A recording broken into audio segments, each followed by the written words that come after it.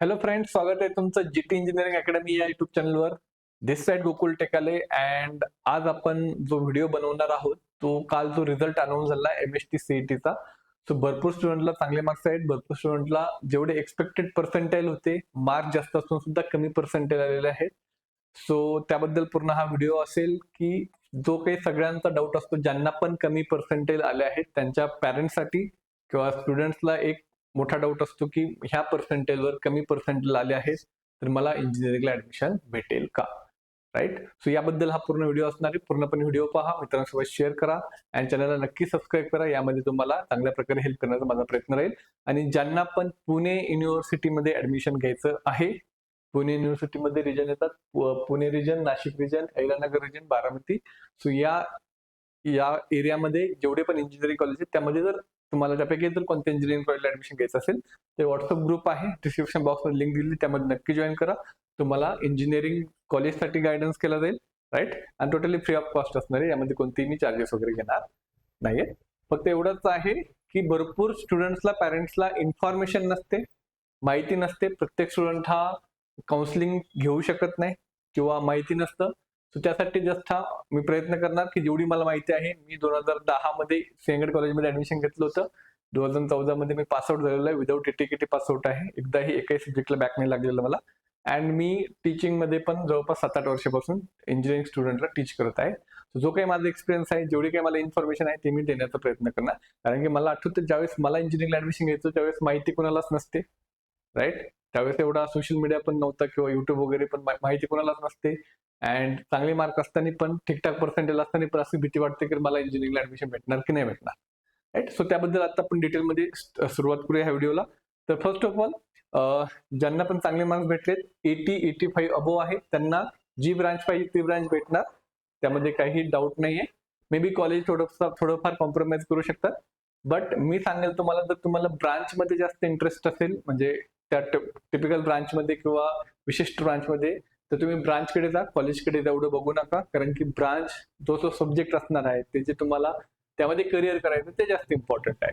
College नंतर पण तुमच्या स्किल्सवरच डिपेंड असतो, तुमच्या क्वालिटी किती तुम्ही एम्प्लॉयबल आहात, किती तुम्ही स्वतःला डेव्हलप केलाय, किती तुम्हाला नॉलेज आहे, किती तुम्हाला चांगल्या प्रकारे रिप्रेझेंट करतं, या सगळ्या गोष्टीवर तुमची प्लेसमेंट डिपेंड असते, ठीक आहे. सो त्यामध्ये हे मॅटर करत नाही तुमचं कॉलेज कोणतं आहे किंवा काय काय आहे, राईट. तुम्हाला ब्रांच इम्पॉर्टंट असते.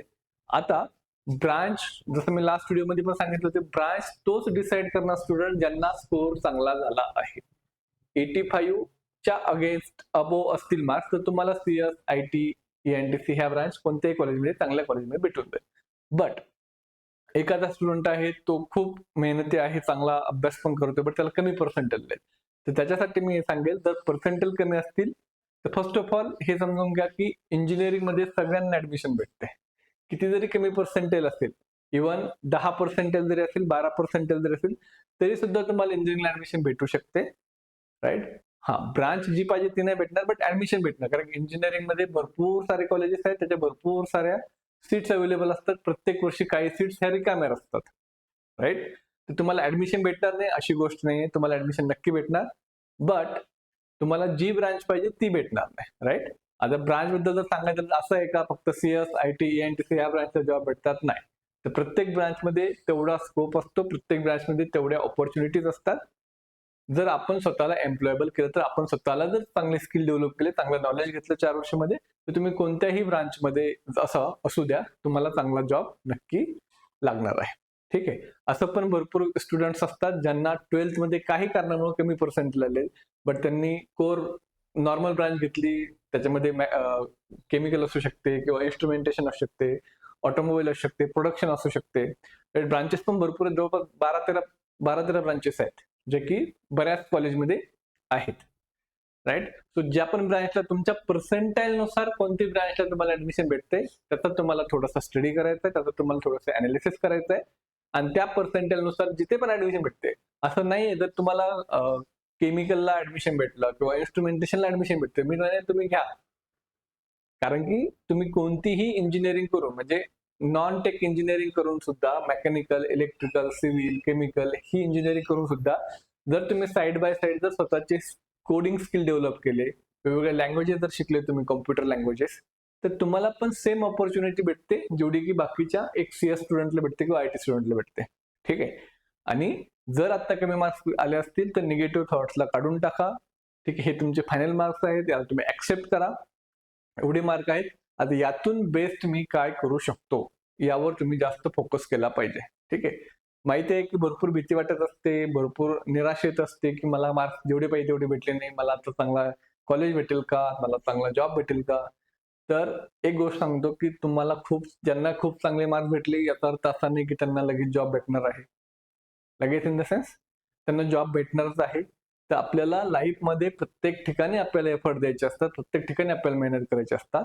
सो आता जर तुम्हाला कमी मार्क असतील त्याचा अर्थ असा नाही की तुम्ही पुढे काही करू शकत नाही. असे भरपूर स्टुडंट्स असतात त्यांना कमी मार्क असताना सुद्धा ते आता माझा एक फ्रेंड आहे, 1-2 फ्रेंड आहेत ज्यांनी इलेक्ट्रिकल ब्रांचमध्ये ऍडमिशन घेतलं होतं.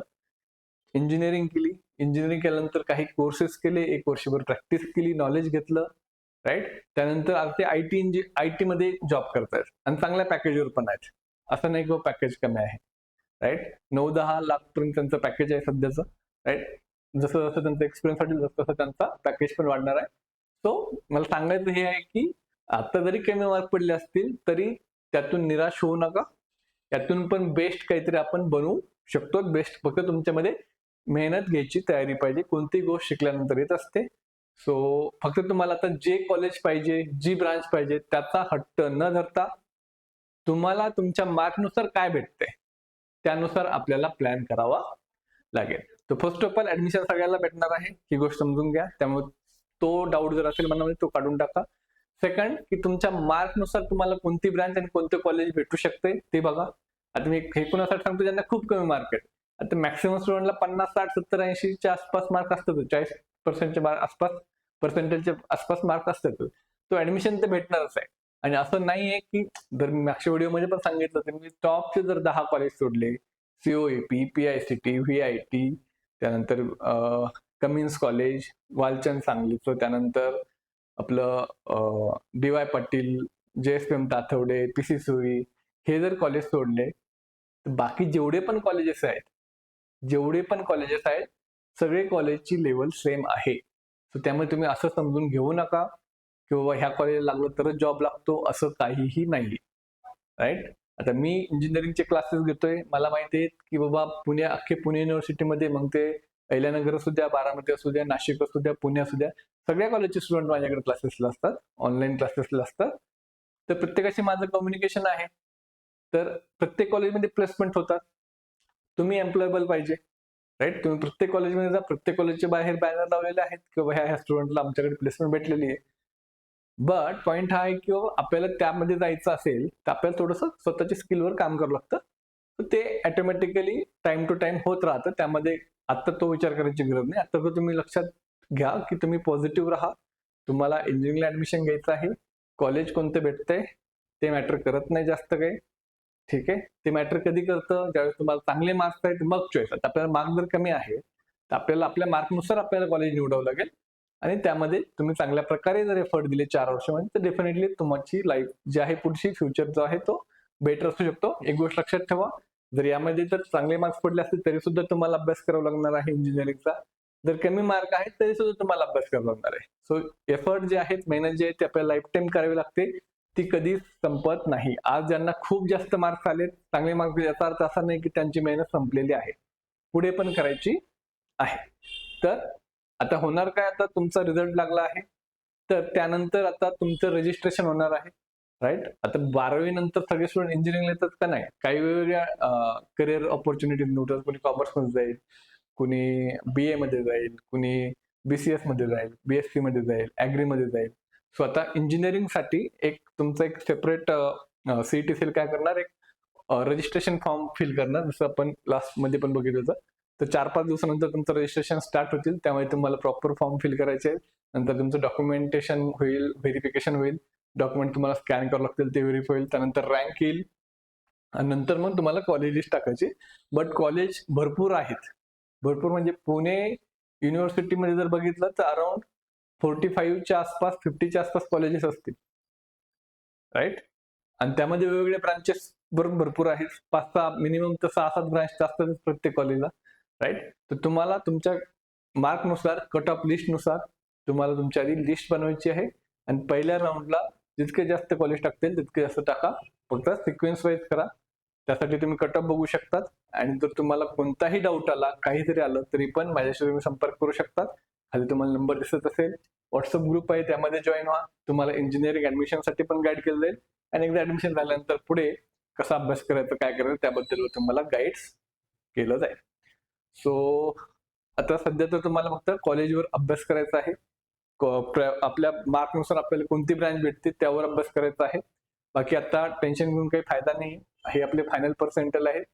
यामध्ये काय बेटर करता येईल त्यावर फोकस केला पाहिजे, पॉझिटिव्ह राहिलं पाहिजे. आणि आणखी भरपूर पुढे चॅलेंजेस येणार आहेत, तर त्याला पण आपल्याला फेस करायचं आहे. सो बाकी तुम्हाला काही जरी हेल्प लागली डेफिनेटली तुम्ही मला कॉन्टॅक्ट करू शकता, मित्रांसोबत शेअर करू शकता. Thank you so much. भेटूयात आपण नेक्स्ट व्हिडिओमध्ये.